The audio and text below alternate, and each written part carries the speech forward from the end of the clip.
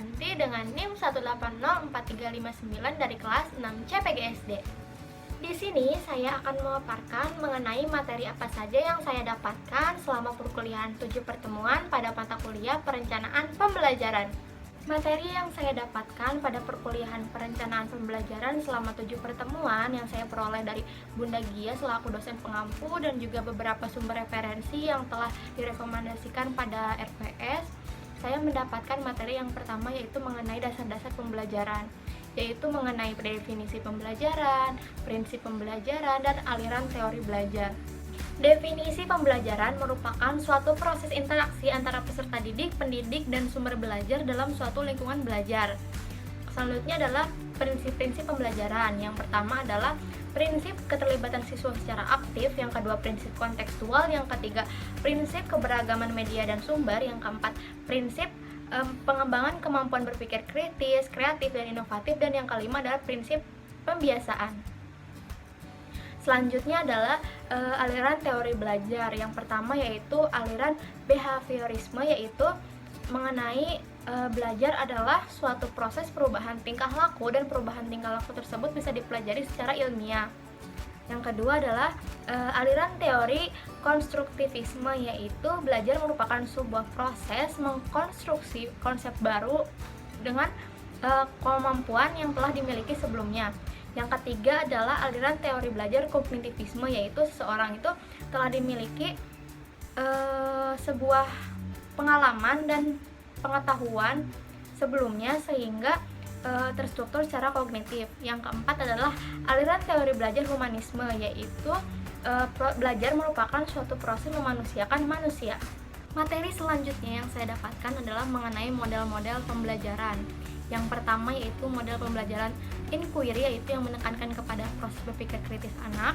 Yang kedua adalah model pembelajaran kontekstual, yaitu sesuatu yang berhubungan dengan dunia nyata anak atau konteksnya itu nyata dengan anak.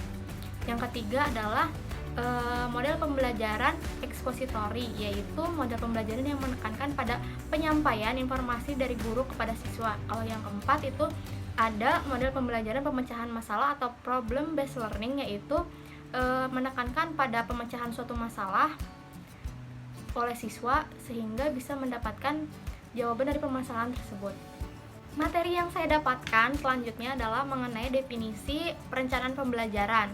Perencanaan pembelajaran terdiri dari dua kata, yaitu perencanaan dan pembelajaran. Perencanaan itu diartikan sebagai suatu proses merumuskan dan mengambil keputusan.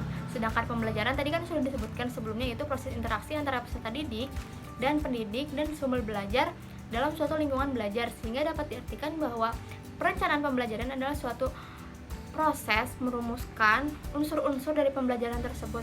Nah, perencanaan pembelajaran ini bertujuan agar tujuan pembelajaran itu sendiri dapat dicapai oleh peserta didik dengan baik dan secara efisien dan efektif. Manfaat yang kita dapatkan ketika kita merencanakan suatu pembelajaran adalah tentunya pembelajaran itu akan menjadi lebih efektif, efisien, dan tidak memakan banyak waktu, tenaga, maupun biaya. Adapun prinsip-prinsip perencanaan pembelajaran, yang pertama yaitu menetapkan apa yang akan guru lakukan pada proses pembelajaran. Yang kedua adalah menetapkan sarana dan prasarana. Yang ketiga mengembangkan alternatif yang sesuai. Yang keempat adalah mengkomunikasikan rancangan tersebut kepada pihak-pihak tertentu dan menentukan sasaran. Ruang lingkup perencanaan pembelajaran. Yang pertama adalah merumuskan tujuan pembelajaran. Yang kedua adalah merumuskan isi atau materi yang akan disampaikan. Yang ketiga adalah menentukan pendekatan, strategi, dan model-model pembelajaran yang akan digunakan dan yang sesuai dengan materi tersebut. Yang keempat adalah merancang kegiatan pembelajaran yang dari kegiatan awal, inti, sampai penutup. Selanjutnya adalah merancang atau menentukan jenis evaluasi yang akan digunakan. Sekian materi apa saja yang saya dapatkan selama 7 pertemuan pada mata kuliah perencanaan pembelajaran. Terima kasih, mohon maaf apabila ada kesalahan. Wassalamualaikum warahmatullahi wabarakatuh.